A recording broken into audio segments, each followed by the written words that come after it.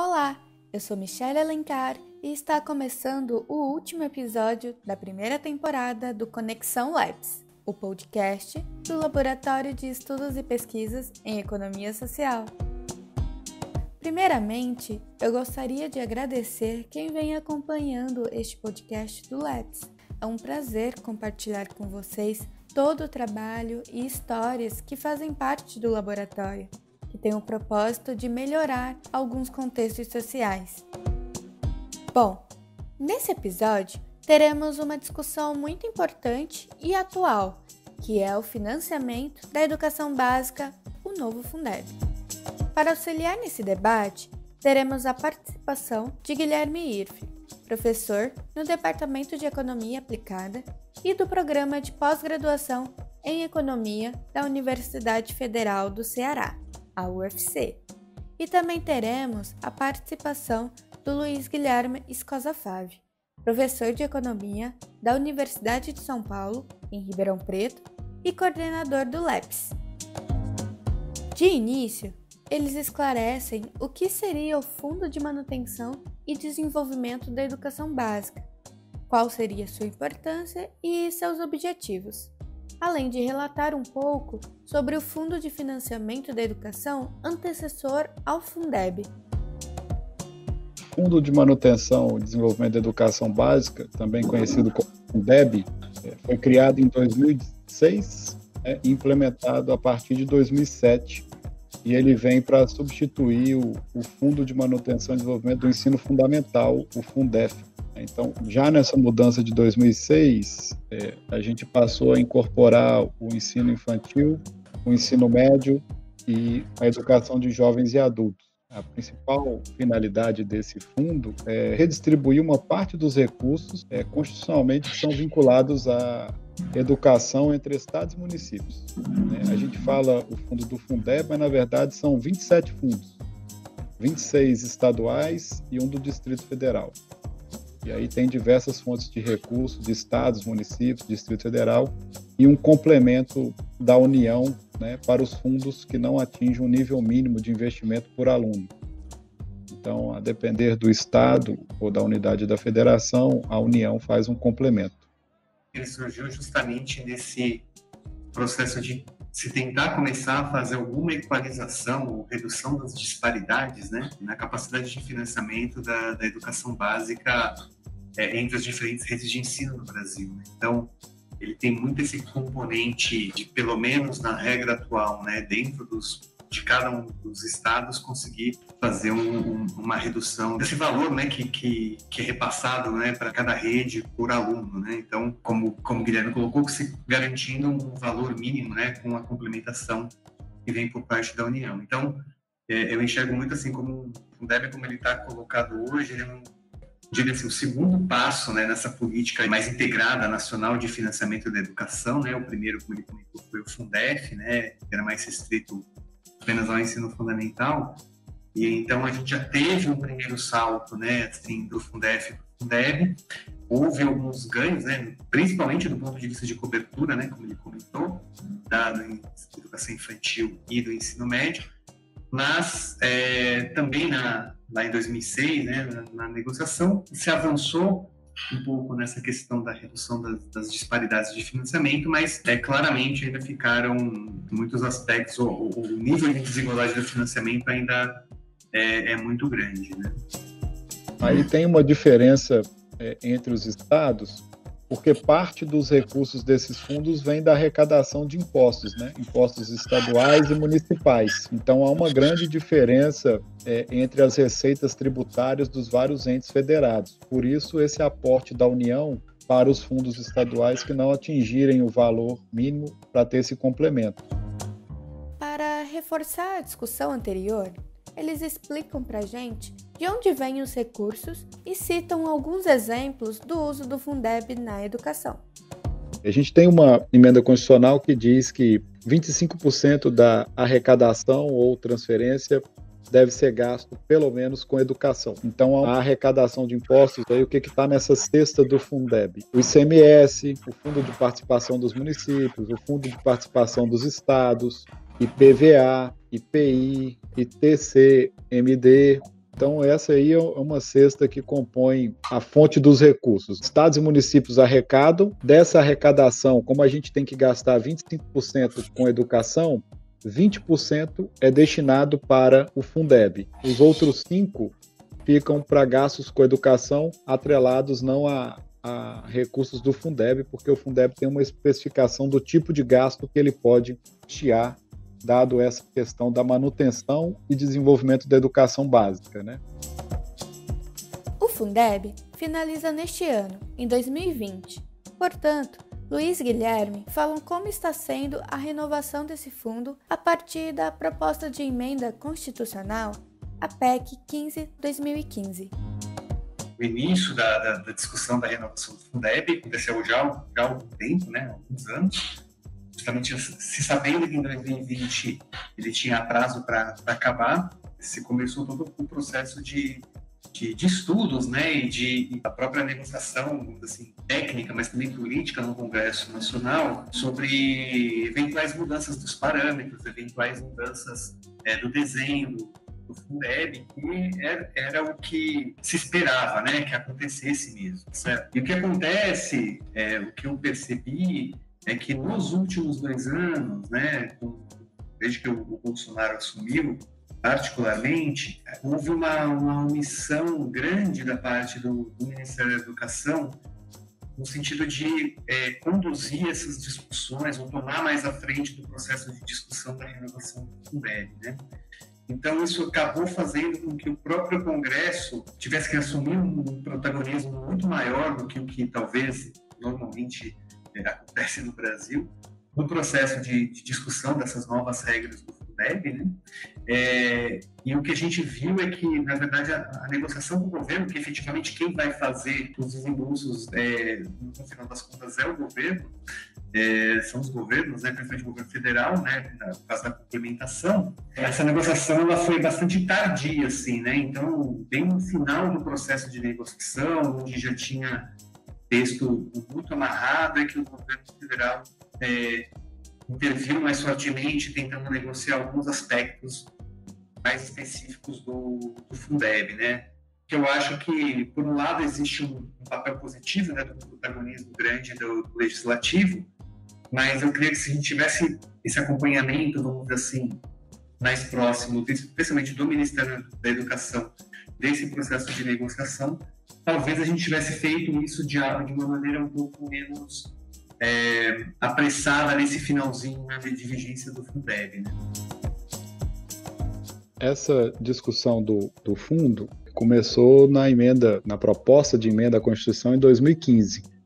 E o Luiz frisou bem, o debate se acentuou em 2020, né, 2019, 2020, dado que o Fundeb expira agora em 2020. Há uma certa discussão, porque, na minha visão, o Fundeb ele não é uma política de governo, é uma política de Estado, uma política de país, como o próprio nome diz, é um fundo de manutenção e desenvolvimento da educação, fundamental para alguns entes federados. Sem ele, a gente terá retrocessos significativos para prover educação para algumas crianças e adolescentes, né, no Brasil afora. Algumas redes são quase que dependentes desse recurso, né, exclusivamente para prover educação. Então, essa discussão que a gente observa no governo poderia ter sido mais assertiva na condução dos trabalhos, né, nesses últimos 2 anos. A gente também observou uma participação um pouco mais ativa do Ministério da Economia em alguns setores específicos nessa discussão, enquanto a pasta vinculada à educação tinha outras prioridades e outras discussões que pouco tem a ver com o Fundo da Manutenção e Desenvolvimento da Educação.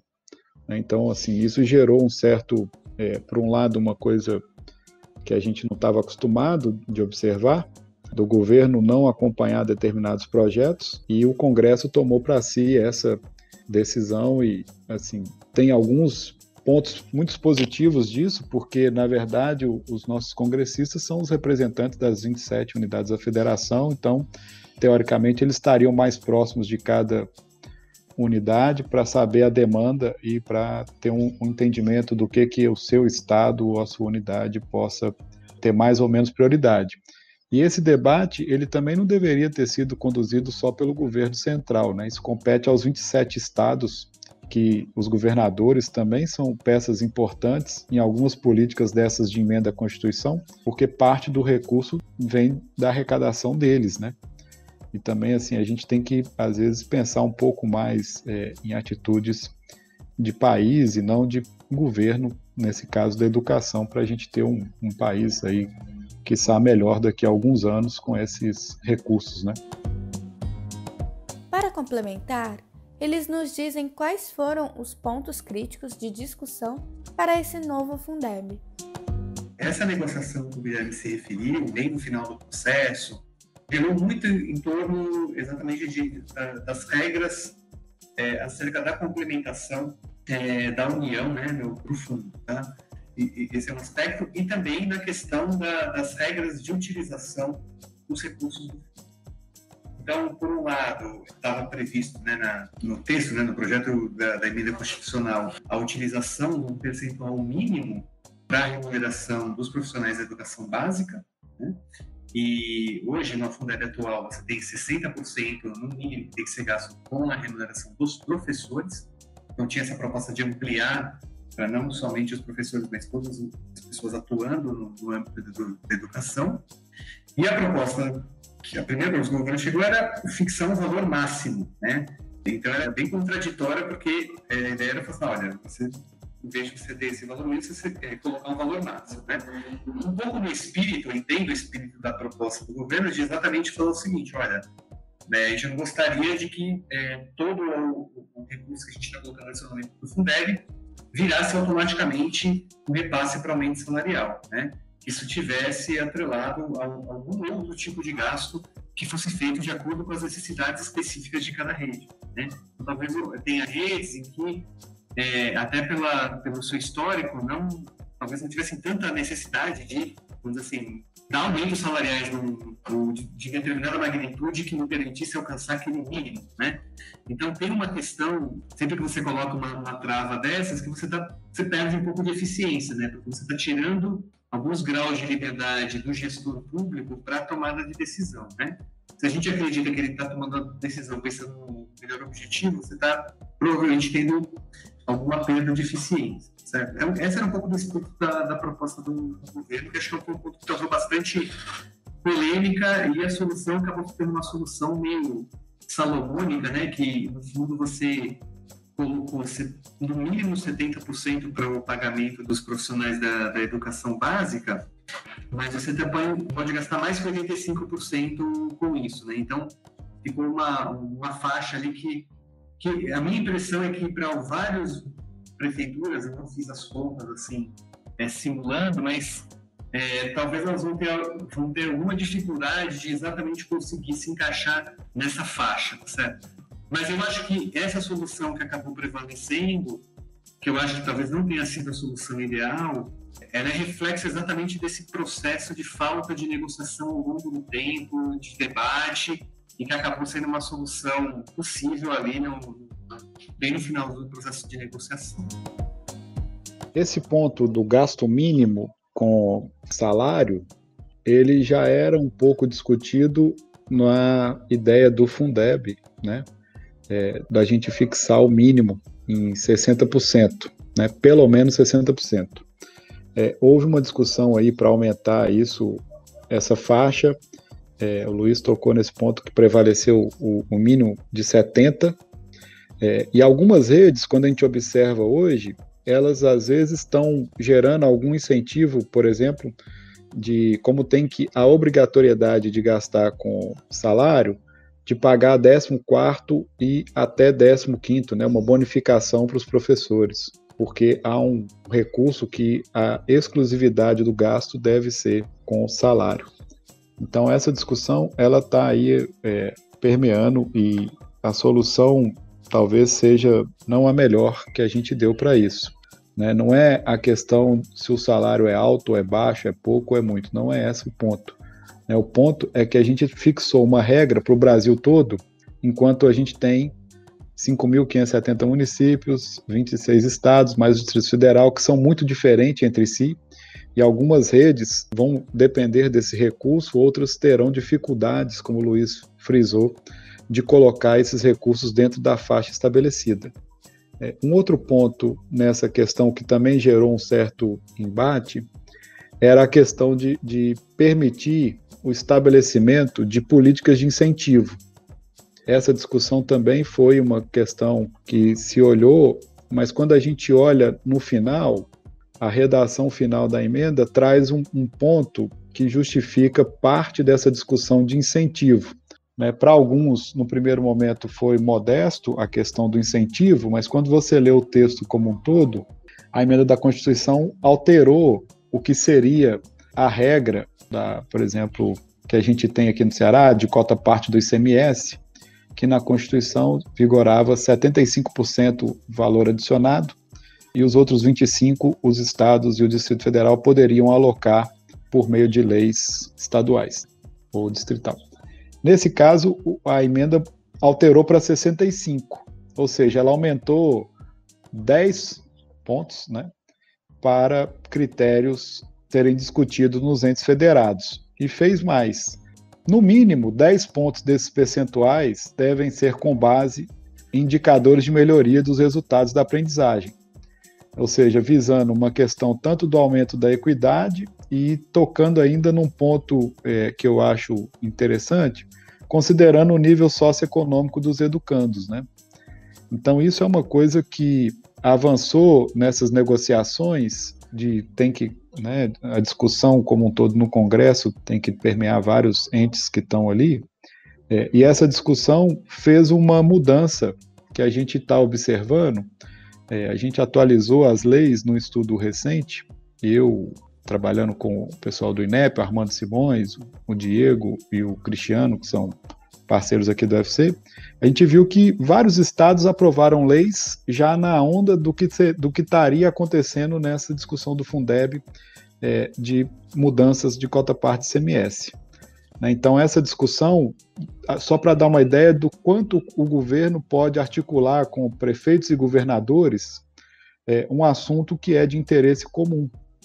E algumas assembleias aprovaram leis, outras precisarão aprovar leis e vão entrar num processo de discussão. Algumas ainda nem iniciaram esse processo de discussão. E muitas delas, o que a gente observou nesse documento, é que tem como base a lei vigente no Ceará, de incentivo para a educação.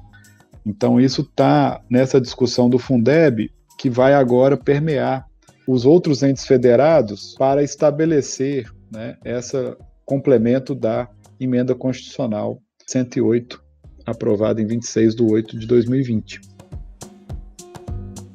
Alguns setores criticam a constitucionalização do Fundeb por fazer dos parâmetros dele um construto inflexível. Como eles enxergam essa observação? A discussão acho que é um pouco a seguinte, os argumentos dos dois lados. A defesa das pessoas, principalmente dos parlamentares que defendem a constitucionalização, é muito naquele espírito de você tornar essa política uma política de Estado do ponto de vista legal e formal e de dar legitimidade da melhor maneira possível. Então, acho que tem um componente que eu acho que a gente não pode desprezar, que é essa roupagem de você dar a maior legitimidade possível para a educação e para o financiamento da educação como uma política de Estado. Então, acho que é um argumento que é bastante colocado aí das pessoas que estão definindo a constitucionalização como uma maneira de você, enfim, blindar os recursos da educação, enfim, sendo muito mais difícil você fazer qualquer outra alocação desses recursos, certo? Necessitando uma emenda na Constituição. Agora, por outro lado, também, o fato de você colocar na Constituição, como você disse, você olha para frente e você vai precisar de um consenso da sociedade brasileira bastante grande daqui a uns 20 anos, 30 anos, se você quiser mudar um pouco, não simplesmente as regras, porque existe na emenda alguns mecanismos de revisão das regras, mas você efetivamente quiser mudar o desenho de como isso é feito, ou você eventualmente quiser alocar recursos, menos recursos na educação para colocar em outra área, né? Então, existe essa preocupação com o envelhecimento da população brasileira, etc. Então, hoje isso não é uma preocupação, acho que não é um problema que está colocado hoje, né? De você tirar dinheiro da educação hoje para colocar, por exemplo, no sistema de aposentadorias e pensões, ou assistência aos idosos, ou na saúde, etc., né? Dado o envelhecimento da população, né? Mas talvez daqui a 20, 30 anos isso seja um problema mais agudo, né? Então, a crítica é um pouco essa, né? De que você coloca uma restrição a mais, e aí tem sempre um pequeno problema, mas todo mundo tenta colocar um pouco, né, assim, fixar as coisas na Constituição, por que no caso da educação ela vai ser o patinho feio e não vai fazer isso? Também é um ponto, né? A gente tem muito essa tendência de a gente querer garantir as coisas colocando tudo bem, e cada um garante sua opinião, né? Mas se você for fazer uma análise assim, um pouco mais fria, né, é um problema que a gente tem mais institucional no Brasil, em que a gente tem que fazer isso porque senão você não tem corre o risco de, talvez por objetivos diversos, assim, você não conseguir ter a garantia desses recursos. Então foi uma questão, acho que bastante polêmica, né, mas que na própria negociação do texto, acho que acabou ficando pacificada de que ia ser constitucionalizado mesmo porque é uma discussão que, enfim, daqui a 30 anos, né, muitos não vão nem estar vivos, é uma coisa muito distante, né, para você levar para a mesa de negociação. Então, acho que no próprio processo de negociação do Fundeb na Câmara, isso acabou sendo um ponto pacificado, apesar da voz dissonante aí de alguns parlamentares e técnicos, né, sobre essa questão. Essa questão da fixação na constitucionalização do Fundeb, particularmente acredito que é fruto mais dessa ausência do debate do governo, né, da discussão, porque se a gente olhar, quando o Fundef foi instituído em 96, fazendo uma análise histórica, ele foi destinado a 10 anos. 10 anos depois a gente discutiu, alterou e expandiu o Fundef para o Fundeb, e agora alguns parlamentares argumentaram o medo da gente retroceder e não aprovar a manutenção desse fundo, né? Não ter um recurso para o ano que vem, 2021. Então, parte disso vem também dessa discussão de talvez a ausência dos players na discussão da política. Uma outra questão que aí as pessoas, talvez a gente tenha que pensar de uma forma intertemporal, como o Luiz está chamando a atenção, pensar hoje é uma coisa e projetar daqui 10, 15, 20, 30 anos é outra. A gente tem um caminho de envelhecimento da população, né? Nossa taxa de fecundidade está menor, o número de crianças, né, a gente tem reduzido, e a população está ficando mais idosa. Então, potencialmente, no futuro, a gente vai demandar mais e mais recursos para a área da saúde e de assistência do que necessariamente, talvez, para a educação básica, né? Então, essa discussão, ela apareceu em algumas pessoas levantando isso, mas, no final, acabou o consenso de constitucionalizar. Só tem uma questão nesse ponto da constitucionalização, que essa mudança, para qualquer que seja o lado, ela depois precisa ter uma negociação mais complexa, né? Dado o quórum qualificado do Congresso para ter alterações na Constituição. Então tem esse ponto aí que eu acho que, assim, é sinal de talvez a ausência de mais debates, né, de mais posicionamento, de discutir com mais clareza e em tempo hábil os prós e os contras de cada medida. Isso mostra para a gente que foi uma inabilidade do governo central nessa discussão, né? Porque isso poderia ter sido conduzido, para qualquer que seja o resultado, independente de constitucionalizar ou não, de ter discussões mais claras e mais amplas os prós e os contras de se fazer isso. É claro que a gente tem que ter em mente que, como eu mencionei no começo, esse fundo ele é básico para várias redes, né? Ele é o que mantém, de fato, várias redes. Então, acabar com o fundo é praticamente não ofertar educação em algumas redes. E aí tem esse receio de ficar na discussão de Congresso, né? Então, parte dessa discussão da constitucionalização vem desse receio de ter que sempre botar na mesa a negociação se mantém ou não o fundo. Ainda, tanto Luiz quanto Guilherme destacam que há mecanismos que atenuam o possível engessamento causado pela constitucionalização do Fundeb. Essa revisão a cada, né, no Fundeb ficou de 6 anos, mas numa outra emenda que a gente fez recente no Brasil, que é a do teto dos gastos, foi de 10. Eu acho que a gente aprendeu lá naquele debate que essas mudanças que não têm tanto, digamos assim, consenso, a gente deveria colocar travas de revisões. Eu acho que isso é bem-vindo, porque permite a discussão, né, de ajuste de rota, de saber se está ou não alcançando os resultados estabelecidos, o que a gente pode olhar para cada ente e perceber se a regra rígida para todo mundo está funcionando ou não, ou se permite uma flexibilização. Então, eu acho que isso aí é parte da discussão e do amadurecimento desse debate, né? Se vai colocar na Constituição, vamos permitir que a gente possa ter mecanismos de revisão a cada X período de tempo. Agora, com relação ao tempo, se é 6 anos é o número ideal, eu fico me perguntando porque a gente não tem acompanhamento de um ciclo, né? Se você pegar a educação infantil, a gente teria 0 a 5, depois você pega o Fundamental 1, vai de 6 a 10, 11 anos, então, assim, os 6 anos a gente vai pegar uma série de crianças em transição de um ciclo para o outro, e a gente não vai ter, talvez, a clareza do que aconteceu nesse meio do caminho, né? Mas pode ser um mecanismo aí da gente tentar entender melhor o que está acontecendo, né? Acho que isso aí é um saldo positivo dessa discussão de constitucionalização, porém com uma perspectiva de revisão de metas do novo Fundeb.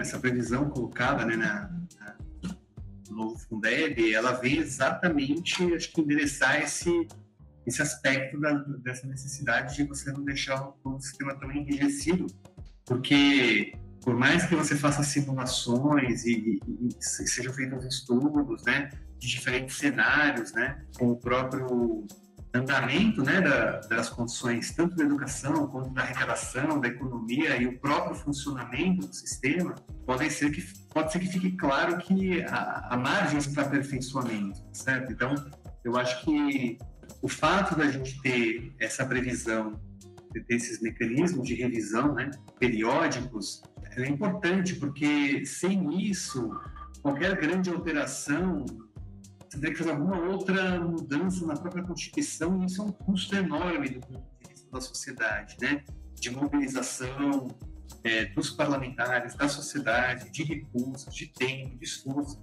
Então, eu acho que é uma saída bem interessante, em que você consegue corrigir a rota, né, em alguns aspectos, sem ter um custo político, assim, demasiadamente grande, né, para fazer esse processo aí de correção. A distribuição dos recursos para os estados é feita com base no censo escolar. Perguntamos se seria adequado empregar outras medidas e indicadores nessa ponderação. Veja, a complementação da União, ela tem vários componentes, tá certo? Então, o que a gente acredita, né? Quer dizer, quando você estabelece um patamar mínimo, e aí você garante uma complementação desse patamar mínimo, independentemente de resultados educacionais, etc., você está fazendo um pouco esse papel, né? Ou seja, não estou olhando para as dificuldades ou facilidades, ou os resultados melhores ou piores que as diferentes escolas e redes estão alcançando, e eu estou garantindo algum patamar aqui mínimo de complementação, tá? Então, acho que esse é um primeiro aspecto, né? Tem um segundo aspecto que, assim, então, veja, eu tenho um determinado instrumento que é esse para atacar um determinado tipo de problema. Por que faz sentido você tentar direcionar pelo menos parte dos recursos para aquelas redes que conseguirem ter uma evolução? Na verdade, a ideia é que isso vai ser discutido, não vai ser nem ainda, salvo engano, mas não vai ser ainda passar na regulamentação do projeto de lei desse ano, especificamente, em que não vai ter ainda o detalhamento de como que vai ser feito esse repasse com vistas na melhoria do aprendizado com redução das desigualdades, tá? Isso vai continuar sendo discutido porque está sendo previsto para ser implementado efetivamente, se não me engano, a partir só de 2023. Mas a ideia é que, o princípio é que cada rede, dentro das suas peculiaridades, ela tem que ter um plano de trabalho, um plano, olha, eu quero chegar até determinado lugar. Então, não que esse caminho vai ser igual para todo mundo, né? Mas a ideia é você premiar quem está se esforçando para melhorar dentro da sua própria condição, né? Eu não estou comparando uma rede que tem muitas dificuldades com uma rede que já está totalmente estruturada. Então, cada um vai ter um pouco esse caminho. Então, esse é um princípio que pode guiar esse processo de distribuição de recursos, né? E como eu falei, ele ainda está muito aberto, né? O próprio sistema nacional de avaliação básica, ele vai ter que ser repensado, né? Hoje a gente tem as provas do SAEB, né, que são aplicadas no 5º ano do ensino fundamental, no 9º ano do ensino fundamental, no 3º ano do ensino médio, de português e matemática, mas essas avaliações todas elas já estão sendo repensadas, né? Tem uma adaptação delas à nova base nacional comum curricular, e a gente tem que pensar exatamente isso, como que esse novo sistema de avaliação ele vai dar subsídios e informações para que a gente consiga fazer da maneira mais adequada possível esse repasse de recursos atrelado à qualidade com diminuição da desigualdade, que também já é outra conversa também complicada. Como que eu meço diminuição de desigualdade de desempenho educacional? Não é algo tão assim, acho que tem trivial, né? Você tem várias alternativas aí sendo discutidas, né? Mas certamente é um componente importante para você conseguir induzir a melhoria de qualidade. E acho que o exemplo que o Ceará, que o Guilherme conhece e acompanha muito mais do que eu, já é uma prova um pouco que a gente já tem alguma coisa semelhante no Brasil, não é exatamente a mesma coisa, mas que vai nessa direção e provou ser bem sucedido. A questão do censo escolar, da gente utilizar o censo, é para olhar a quantidade de matrículas, né? Então a gente pinça lá no censo uma estatística que é a matrícula e acompanha os alunos para ter esse valor aluno na discussão. A questão que o Luiz mencionou das metas, assim, isso parece a priori que quando a gente olha, mas remete, é só, assim, para a gente ter uma parte disso, é só a gente olhar as metas do IDEB, né? A meta do IDEB não é uma meta única por rede nem por escola. Ela é uma meta olhando para características que estavam ali presentes e postas em determinados anos. Então, cada unidade educacional tem o seu caminho a ser percorrido. E a redação dessa questão da parte discricionária, ele está tocando que são no mínimo 10 pontos percentuais, ou seja, isso é novo, a Constituição não tinha nada atrelado a isso, né? Então ele flexibilizou de 75 para 65, aumentou em 10, desses 10, então o governo, pela Constituição, está estabelecido que os governadores terão que repactuar suas leis de cota-parte e distribuir dos 25, agora 35, pelo menos 10 pontos com base em indicadores de melhoria dos resultados da aprendizagem e do aumento da equidade. Só que aí tem mais um porém nessa redação, considerando o nível socioeconômico dos educandos.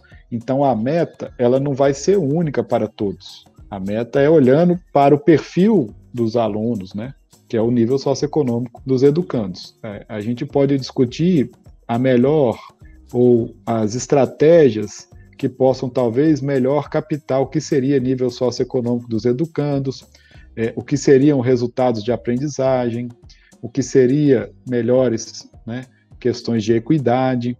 Isso aí está em aberto, isso está em discussão. O deputado Felipe Rigoni, né, conduzindo um relatório que vai tocar nesses pontos. Então isso ainda está em aberto, mas o texto do Fundeb está claro que tem que ter esses 10 pontos percentuais na base de indicadores. Só para dar um exemplo para vocês, o Ceará distribuía 18 para educação, 5 para saúde e 2 para questões ambientais. Fechava os 25. Com essa nova redação da emenda constitucional do Fundeb, o Ceará canalizou esses 10 pontos percentuais para a saúde. Então a saúde vai passar a ter 15, a educação continua com 18 e o meio ambiente passa a ter os 2 para fechar nos 35. né? Então, o Ceará aumentou o seu complemento para a saúde nessa mesma linha desse texto, enquanto outros estados ainda estão discutindo como farão os 10 da educação. Só para dar uma ideia para vocês do quão díspara está a discussão no nível dos estados, né? Tem estados que ainda estão discutindo como vão fazer os 10. E aqui o Ceará já mudou a lei, foi aprovada recentemente, que vai ter 10 pontos a mais, e esses pontos serão para a saúde. O que vai na linha do que a gente viu agora, diante dessa pandemia, a quantidade de recursos que demanda a saúde, né, em casos desse tipo. Por fim, perguntamos se podemos considerar o avanço da PEC 15/2015 como uma vitória e, se possível, contar com o novo Fundeb com um avanço para a diminuição das desigualdades educacional, social e, consequentemente, econômica, além das perspectivas e metas para onde o novo Fundeb deveria caminhar. Na minha opinião, sim, é uma vitória, tá? Sempre que você tem um texto negociado no Congresso, claramente vai ter pontos, talvez, que eu gostaria que fossem diferentes do que acabou sendo aprovado, outros eu sou bem simpático e acho que faz parte do processo de negociação da democracia que isso aconteça. Então, eu gosto muito de colocar as coisas em perspectiva, né? Se a gente olhar a situação antes de 1996, em que você não tinha nenhum Fundef, ou se você olhar nos anos 80, que a gente quase não tinha nenhum dado educacional, mesmo o censo educacional era super precário, você tem uma evolução do ponto de vista de política de Estado, nessa linha que o Guilherme tinha colocado, que a gente vem progredindo do Fundef para a primeira edição do Fundeb, e a gente também conseguiu bons avanços para essa nova edição do Fundeb que vai entrar em vigor a partir do ano que vem. Tá? Então, assim, se a gente olhar de uma perspectiva, às vezes muito ali no dia a dia, a gente às vezes fala, poxa, mas podia ter melhorado mais, a gente poderia ter um fundo que fosse ainda mais igualitário, né, na distribuição dos recursos, ou a gente poderia ter uma parcela maior atrelada aos resultados dos sistemas educacionais, enfim. Mas, por outro lado, quando você olha numa perspectiva mais de longo prazo, a gente percebe que há um avanço recorrente, assim, né, passo a passo, né, como se estivesse subindo uma escada, um passo depois do outro, e certamente você tem um avanço dessa edição do novo Fundeb, principalmente nessas duas dimensões que eu queria destacar, na diminuição da desigualdade dos volumes de financiamento, na consideração de você ter algum mecanismo de redução de desigualdade de resultados e de desempenho, né, desempenho em si, também atrelado ao fornecimento de um adicional de recursos. Eu acho que eu destacaria esses dois pontos como grandes vitórias aí do processo. Bom, a gente tem um grande avanço da proposta que começou em 2015, né, do manutenção do Fundeb, aprovado em 2020, que é ter um fundo para manutenção e desenvolvimento da educação básica. Isso aí é um consenso, é um avanço de fato. Agora, em termos de diminuição de desigualdade educacional, social e, consequentemente, econômica, isso aí nós vamos ter que discutir ainda mais para saber se o fundo vai lograr êxito ou não nessas disparidades, né? E aí tem uma questão importante que a gente precisa discutir, a desigualdade educacional. Tem alguns problemas nas nossas medidas de qualidade, porque a gente está olhando, às vezes, o desempenho de alunos, e somente de alunos que estão na rede, enquanto crianças em idade escolar que estão fora da rede não estão sendo computadas. Então, essa questão de ter uma educação de qualidade para poucos, como diz o Chico Soares, isso não é qualidade de educação, né? A gente precisa ter uma rede que tenha o maior quantitativo de crianças em idade escolar e andando de forma mais homogênea e também aprendendo mais, absorvendo mais conhecimento e podendo fazer o que talvez a educação possa fazer de melhor, de dar uma oportunidade dessas crianças sonharem ter uma vida melhor, né? E aí a gente ter um país mais próspero, menos desigual, seja em termos educacionais ou sociais, né? A gente persegue muito uma redução de desigualdade econômica, mas a gente esquece de olhar quais são os problemas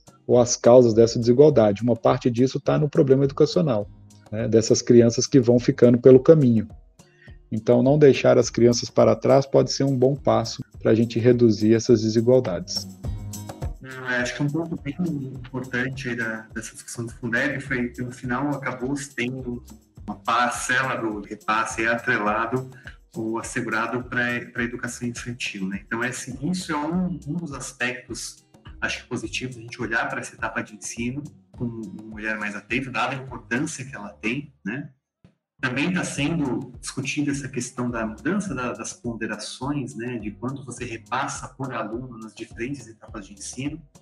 E eu acho que tem um movimento de levar em consideração que a educação infantil ela é uma etapa que ela, enfim, até pelo tamanho das escolas, pelo tipo de atendimento que é feito, ela é mais cara, então ela exige um volume maior de recursos, mas tem uma série de questões dentro da própria educação infantil que ainda ficaram sem uma discussão adequada, né? Eu vou destacar duas. Uma é a discussão da própria qualidade do atendimento que é feito, né? Então, muito provavelmente, esse repasse vai ser feito com base em alguma medida quantitativa de matrícula, alguma coisa desse tipo. Apesar da gente estar desenvolvendo, né, medidas de qualidade da educação infantil, isso é algo recente, o LEPS tem uma participação muito importante nessa discussão nacional. Eu não sei se ela vai estar madura o suficiente para ser incorporado como um critério para a distribuição desses recursos, né? Eu acho que talvez não dê tempo da gente fazer essa discussão na sociedade e essa discussão amadurecer, certo? Então, acho que esse é um ponto que eu acho que é importante, assim, que tem um lado positivo, mas sempre tem aquele outro lado que poderia também ter sido um pouco melhor do que acabou, de como a negociação política, técnica está sendo conduzida, né? Antes, o complemento da União era de 10, e durante a discussão passaria para 20 pontos, né? E depois acabou no texto final aparecendo 23, mas dos quais 5 são destinados à educação infantil. E aí a educação infantil ela pode ser uma boa estratégia para a gente, de fato, resolver problemas de desigualdade ao longo do caminho, né, ao longo do percurso educacional. Agora, se a gente for olhar qualidade de educação infantil pelos dados do censo, a gente não vai lograr êxito nessa discussão, porque o censo ele vai dar a estrutura da escola e ele vai dar o número de matrículas de crianças. Ele não tem uma medida de qualidade do que acontece da interação dos professores com os alunos e do quão essas crianças possam se desenvolver, né, nessas escolas, nesse centro de educação infantil, creche para a escola.